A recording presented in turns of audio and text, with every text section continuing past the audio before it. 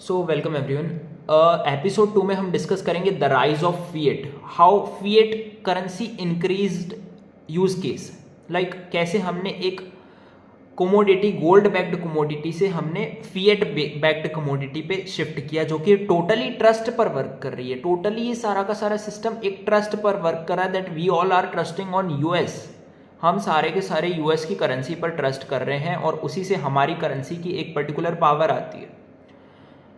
ये सारा कैसे हुआ? ये सारा गवर्नमेंट ने ग्रेजुअली 1970 के बाद से, after US abandon the gold standards, उसके बाद से हम धीरे धीरे डॉलर को प्रायोरिटी देते गए। और डॉलर को प्रायोरिटी इसलिए देते गए क्योंकि यूएस जो था वो डोमिनेंट था, वो बहुत ज़्यादा पावर में था, 29% जीडीपी होल्ड करता था। दैट मीन्स बहुत हाईएस्ट पावर पे था, तो हमने उसकी करेंसी को प्रायोरिटी दी और उसी के अकॉर्डिंग हम अपनी करेंसी की पावर डिसाइड करते हैं। That means simply fiat currencies जो है उसको इतना ज़्यादा प्रायोरिटी इसलिए दिया जाता है that government can control the supply of it, so that they can easily control inflation and tight the supply. वो हर एक चीज़ को स्टिमुलेट कर सकते हैं। इकोनॉमी में कितना पैसा डालना है, कितना पैसा रोकना है, वो हर एक चीज़ उनके हाथ में होती है, गवर्नमेंट के हाथ में होती है।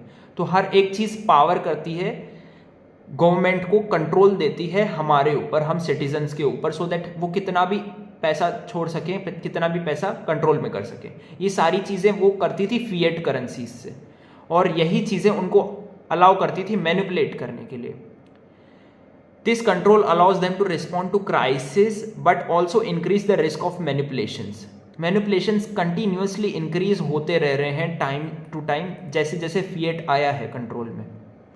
Benefits of fiat for government, government को किस तरीके से फिएट को बेनिफिट हो सकता है। मॉनेटरी पॉलिसी कंट्रोल कर सकती है गवर्नमेंट, टोटली कंट्रोल कर सकती है, टोटली एडजस्ट कर सकती है गवर्नमेंट अपने इकोनॉमी के हिसाब से कि कैसे उसे इंटरेस्ट रेट पे कंट्रोल करना है, सो दैट हमें कितना इंटरेस्ट उसको देना पड़े। कैसे वो डेप्ट फाइनेंसिंग कर सकती है। Government can borrow and repay in their own currency, वो अपनी करेंसी की पावर खुद कंट्रोल कर सकती है, सो दैट हमारे ऊपर डायरेक्ट कंट्रोल आ सके।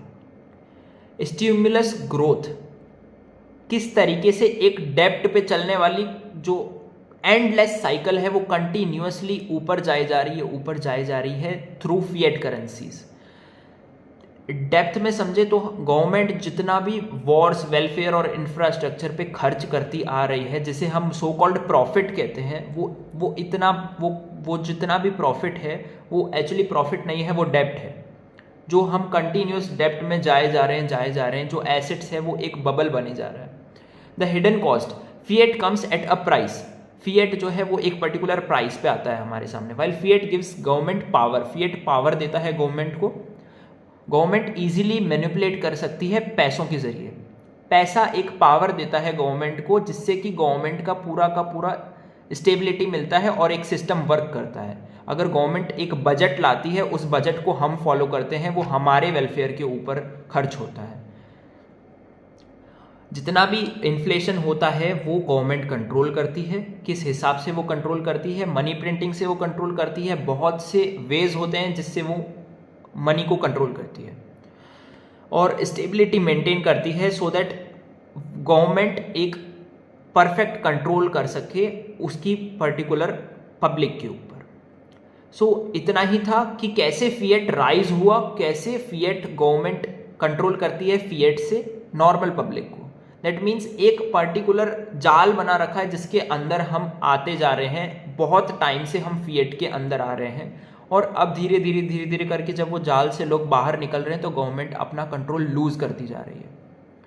बस इतना ही था।